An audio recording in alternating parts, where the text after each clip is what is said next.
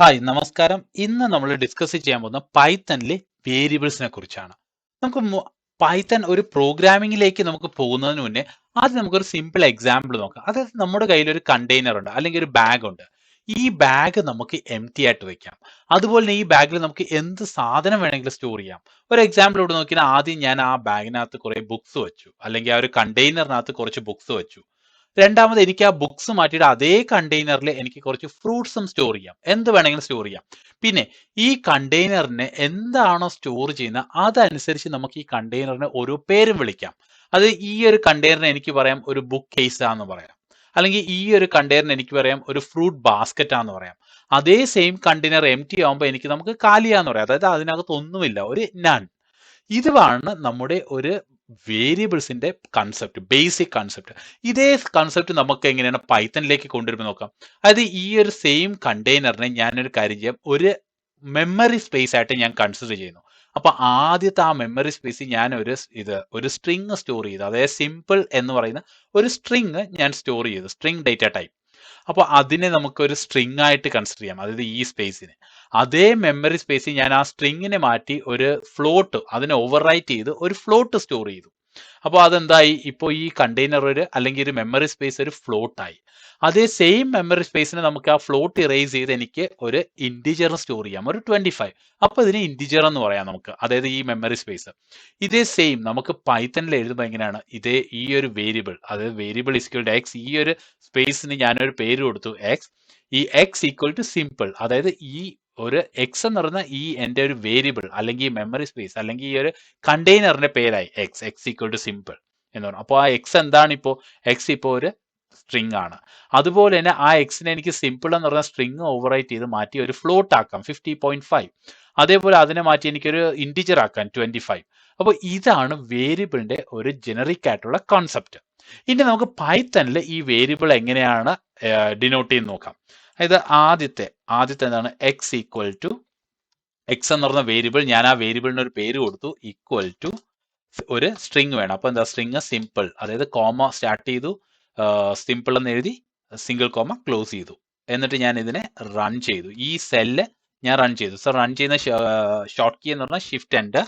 And Jupiter നോട്ട്ബുക്കിൽ ഞാൻ ഈ comment run ചെയ്യുന്ന സെയിം കമന്റ് നിങ്ങൾക്ക് പൈത്തൺ ഐഡിയിലോ അല്ലെങ്കിൽ വി എസ് സ്റ്റുഡിയോ കോഡിലോ അല്ലെങ്കിൽ നമ്മുടെ പൈച്ചാമിൽ ഏതിൽ വേണമെങ്കിലും റൺ ചെയ്യാം, ഒരു കുഴപ്പമില്ല.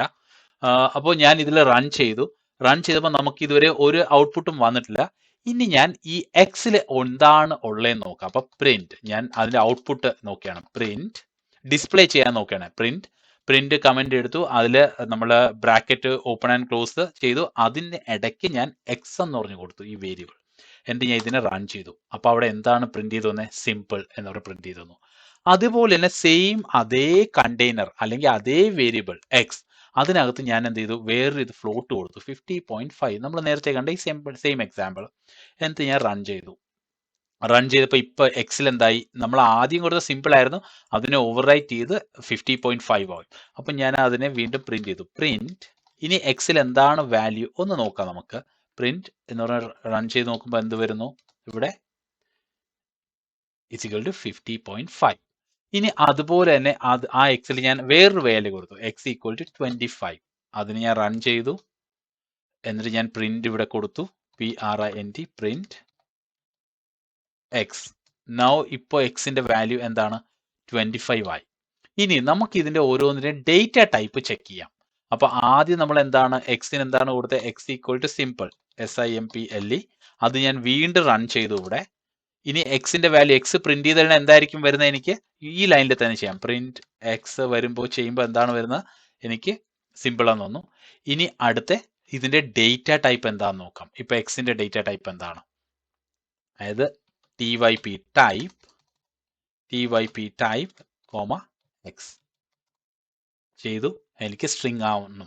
ഇനി ഇത് പൈത്തൺ ഐഡിയിലാണ് ചെയ്യുന്നതെങ്കിൽ, പൈത്തണോ വേറെ ഏതെങ്കിലും ഐഡിയിലാണെങ്കിൽ നമുക്ക് ഇത് മാത്രമല്ല, ഇതിന്റെ ഔട്ട്പുട്ട് വരാൻ നമുക്ക് ഇവിടെ എഗെയിൻ പ്രിന്റ് കമന്റ് കൊടുക്കേണ്ടി വരും. അത് പ്രിന്റ് ബ്രാക്കറ്റ് ഓപ്പൺ ചെയ്തു, എൻഡ് ചെയ്തു, ബ്രാക്കറ്റ് ക്ലോസ് ചെയ്തു. എന്നിട്ട് ഇതിനകത്താണ് നമ്മുടെ ഈ കമന്റ് കൊടുക്കേണ്ടത്, പ്രിന്റിനകത്ത്. എന്നിട്ട് റൺ ചെയ്യുമ്പോൾ അത് ക്ലാസ് സ്ട്രിങ് എന്ന് പറഞ്ഞ് നമുക്ക് എഴുതി കാണിക്കും. അതുപോലെ തന്നെ ഇപ്പോൾ ഈ എക്സിൽ ഞാൻ ഇപ്പോൾ എക്സിന് വരെ ഞാൻ വേറൊരു വേരിയബിൾ എടുത്തു, y ഈക്വൽസ് 50.5. ഇനി y പ്രിന്റ് ചെയ്യുമ്പോൾ വൈയുടെ ടൈപ്പ് എന്തായിരിക്കാം? TYPE ടൈപ്പ് y എന്തായിരിക്കാം ഇപ്പോൾ വരുന്നത്? എന്തായിരിക്കും നമുക്ക് വരുന്നത്? നമ്മൾ അതായത് ഒരു സ്ട്രിങ് ഒരു ഫ്ലോട്ട് ആണ് അവിടെ നമ്മൾ സ്റ്റോർ ചെയ്തത്. അപ്പം ഇത് വൈയുടെ ടൈപ്പ് ചെക്ക് ചെയ്യുമ്പോൾ എന്തായിരിക്കും വരുന്നത്? അതൊരു ഫ്ലോട്ട് ആയിരിക്കും. അത് പ്രിന്റ് അതിന്റെ ഡിസ്പ്ലേ ചെയ്യണമെങ്കിൽ അതൊരു പ്രിന്റ് കമന്റിനകത്തിടണം ടൈപ്പ് y. അത് റൺ ചെയ്തു. റൺ ചെയ്യുമ്പോൾ എന്താണ് വരുന്നത്? Class float.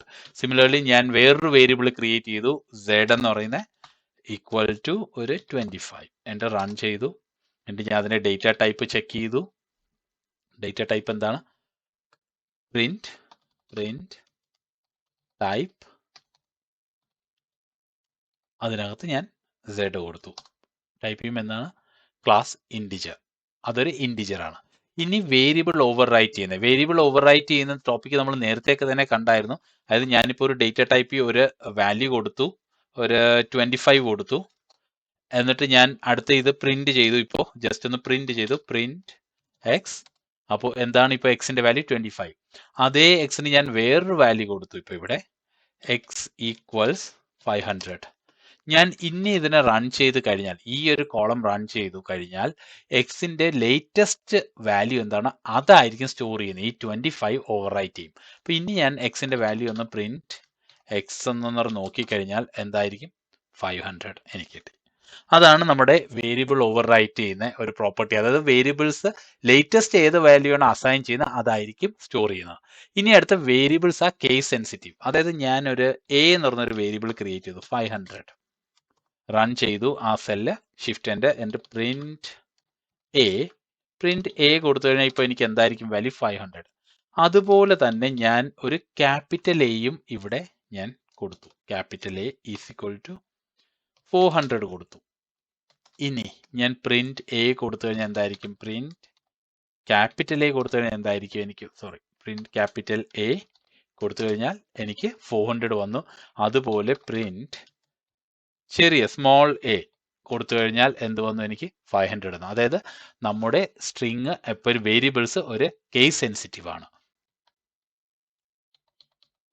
അടുത്ത് നമുക്ക് നോക്കേണ്ടത് നമ്മുടെ ഇതാണ്, വേരിയബിൾസിന് നമുക്ക് നെയിമിംഗ് കൺവെൻഷൻ. അതായത് വേരിയബിൾസ് നമുക്കൊരു ആൽഫബറ്റ് വെച്ച് തുടങ്ങാം, പക്ഷെ ഒരിക്കലും ഒരു നമ്പർ വെച്ച് വേരിയബിൾസിന്റെ പേര് തുടങ്ങാം. അതായത് ഞാനിപ്പോൾ 11A എന്ന് പറഞ്ഞിട്ടു ഒരു വേരിയബിൾ ക്രിയേറ്റ് ചെയ്തു, ഈക്വൽ ടു 500. ഇത് ഒരിക്കലും അക്സെപ്റ്റ് ചെയ്യില്ല. അതായത് ഒരു നമ്പർ വെച്ച് നമുക്ക് വേരിയബിൾസിന്റെ പേര് സ്റ്റാർട്ട് ചെയ്യാൻ പറ്റില്ല. മറിച്ച് ഒരു ആൽഫബറ്റ് തുടങ്ങിയിട്ട് പിന്നെ അതിനുശേഷം നമുക്കൊരു നമ്പർ കൊടുക്കാം. അതായത് A11 എന്ന് കൊടുത്തു കഴിഞ്ഞാൽ അതൊരു വേരിയബിൾ ആയിട്ട് എനിക്ക് സ്റ്റോർ ചെയ്യാൻ പറ്റും. അതായത് പ്രിന്റ് A11 നമ്മളിപ്പോൾ പ്രിന്റ് ചെയ്യുമ്പോൾ അത് 500 വന്നു. അതായത് ഒരു ആൽഫബറ്റിന് ശേഷം നമുക്ക് നമ്പേഴ്സ് കൊടുക്കാം, പക്ഷേ നമുക്കൊരു നമ്പർ വെച്ച് നമുക്കൊരു വേരിയബിളിന്റെ പേര് സ്റ്റാർട്ട് ചെയ്യാൻ പറ്റത്തില്ല.